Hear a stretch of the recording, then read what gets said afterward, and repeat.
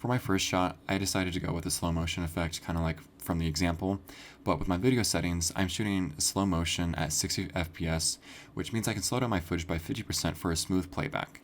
My shutter speed I set to is 1/60, which is a bit slow, but adds extra motion blur, which is kind of nice. My aperture is f3.5, which lets in a decent amount of light and still creates a slightly blurred background, mainly because I couldn't really set it any lower, but it works. But still lets in, again, a decent amount of light. My ISO I set around 800, so that way it kind of balances out with my f-stop. It was a little higher than what I wanted it to be, but it lets in the proper amount of light that looks good. So, and now for my second shot, I decided to try to create kind of like a dreamy motion blur effect. Didn't work out as well as I wanted to, but you can kind of see it in the cars a little bit. This video will replay because it was a little bit shorter of a clip.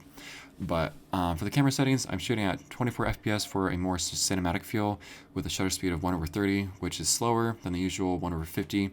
This adds extra motion blur, giving the footage a dreamy, fluid-like look. My aperture is still at a f3.5, allowing a moderate amount of light in and creating a soft depth of field. The ISO is set to 200, which will keep the metering pretty low. There's no film grain, nothing like that, so it's a clear and smooth image. And for my last video effect I chose was, I wanted to do kind of like a bokeh look effect with like the lighting. Sorry, my camera is not very stable. What I actually found out I had to do was change out the lens from, I believe, like a small, I don't know the size exactly, but it's like a 50 millimeter to like a 75 to 300 millimeter. And that helped with the depth look, so I would actually be able to achieve the bokeh effect.